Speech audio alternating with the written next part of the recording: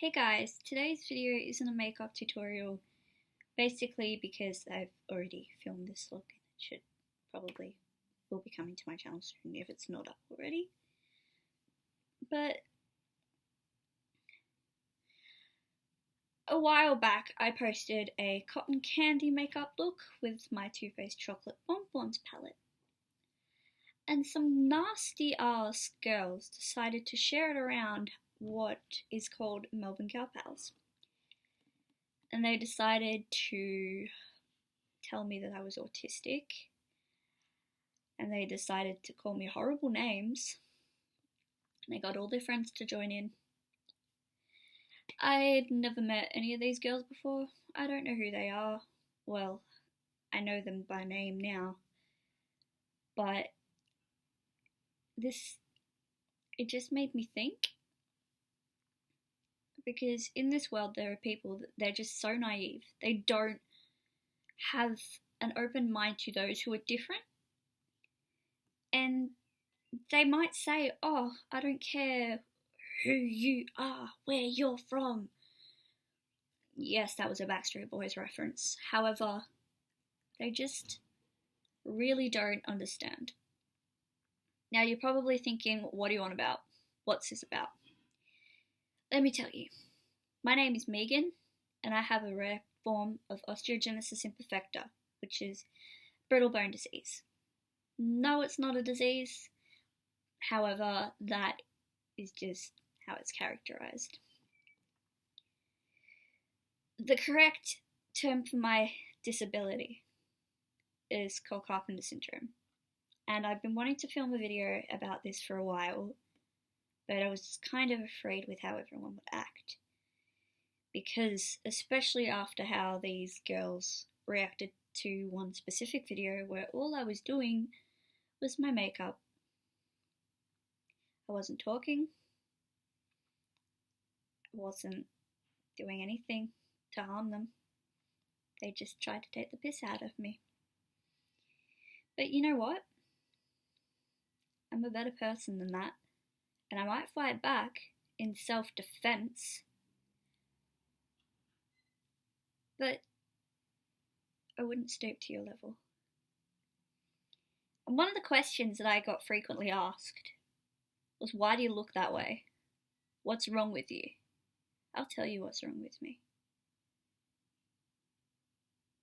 Nothing's wrong with me. I'm as normal as a 19-year-old female who lives in Australia can get.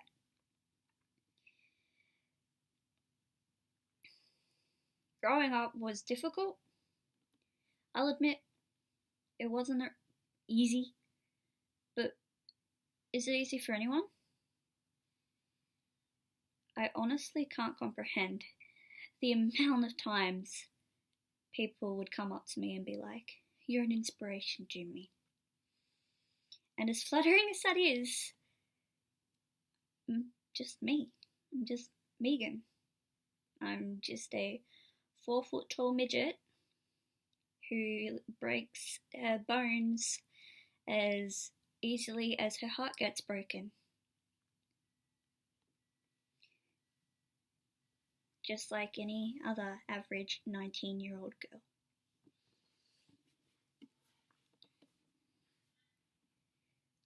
So what I'm here to talk about today is my condition. I've had a few people ask me some questions on my Facebook, mainly some friends who already know, but just so I can send a link to somebody when they ask, what's wrong with you? And like I said earlier, nothing's wrong with me. Except for the fact that my bones hate me. Got some notes on my phone. But like I was saying, Carpenter Syndrome is a rare bone fragility disorder. That mutation is either in your gene P4HB or SEC240. It causes extreme bone fragility, craniosynostosis, which is when a child's head doesn't close properly. Now, most of the time, a child will have surgery to fix this. However, mine kind of just closed on itself. Which is why you have this massive head here. And that's why people say I look like an alien. I'm a fucking cute alien at that.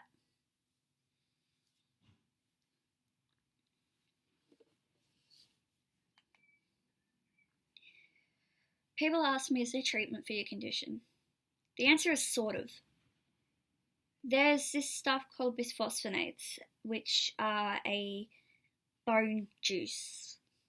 It's an infusion that you usually receive, or it depends.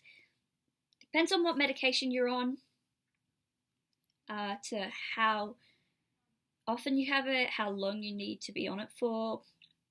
So basically what they do is you go into hospital for usually a day, and they hook you up to a drip with your bone juice. I have had bone juice in 2 periods of my life. I had it since I was 3, and just before I started primary school, I think. I'm sure my mum will correct me if I'm wrong. And then I started again in grade 5. However, my bone density, which is how obviously dense your bones are, so how strong they are, my bone density went through the roof. And most people would be like, that's great, your bone density's gotten better. But the thing is, if your bone density is too high, your bones are really fragile. And if it's too low, your bones are really fragile. So I went from one end of a spectrum to another, and that was kind of interesting.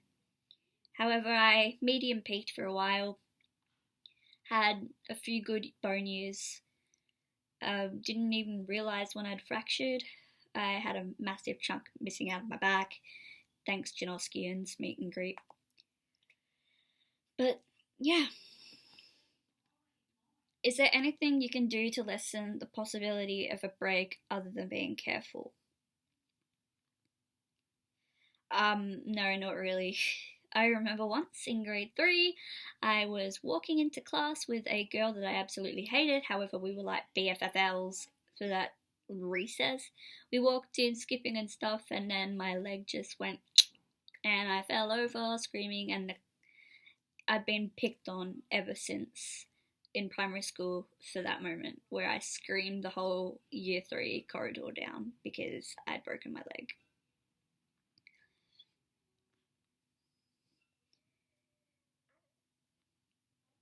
When I was first born, I was diagnosed with osteogenesis imperfecta type 2.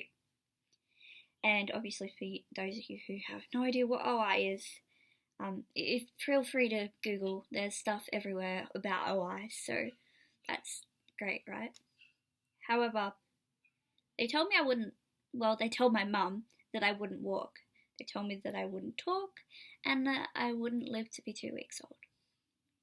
Well, I do all of those things. I'm still alive, 19 and a half years later.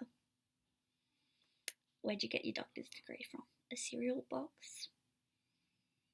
I'm just kidding. They couldn't have known.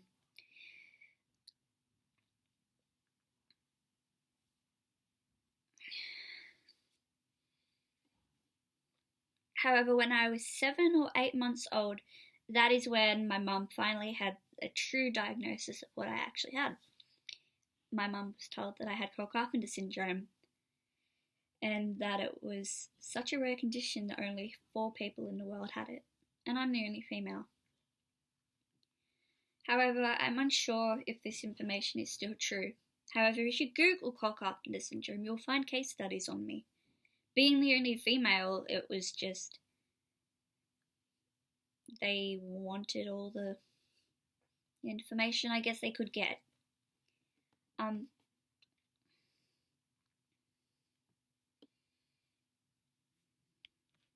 Have you had surgery before? Yeah, I've had 22 operations, and I am going in for my 23rd on Wednesday. It's currently Sunday evening, so oops, soz. So I'm going in for that, and it's just something simple, but it's still an operation, and with each anaesthetic as they go on, the chances of complications, they get worse. And honestly, I kind of just shit myself every time, but I come out alright. A lot of people ask me this, or they think it, but they think it's offensive to ask. Can I have sex? Hell yes, I can have sex. Have I had sex? I'll let you figure that one out.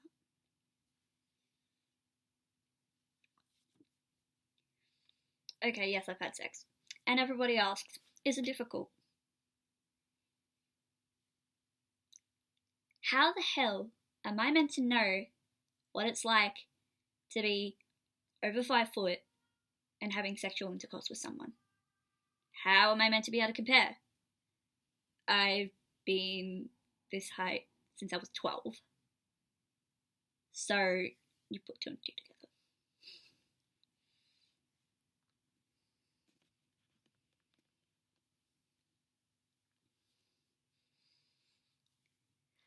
Were you bullied?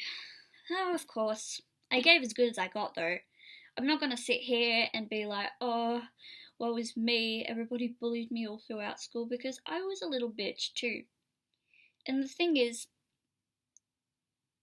I gave as good as I got. However, there was some people that just went over the line. Some people I never even did anything wrong to, but I would fight back. I always fight back because that's just the sort of person I am. People say I have this fighting spirit, and I'm just like, but in reality, it's just how I've grown up. I've been brought up to defend myself, to be proud of who I am and express who I am in every single way possible. Do I hate myself? Sometimes. But do I hate myself because of what I am? Who I am? What I have? No. And would I change it? No. Because I couldn't imagine the type of person that I would be. I seriously think I would be an absolute train wreck. Honestly. However, I can't say because I won't ever know. I probably would have been more into sports and probably wouldn't have failed school as many times as I have, which upsets me because I have had to drop out of school 3 times just trying to complete year 12. Year 11 twice, and year 12 I've had to leave again. It's tough, you know, constantly having to battle odds, but I keep doing it anyway because it's just life. It's my life, and I have to deal with that.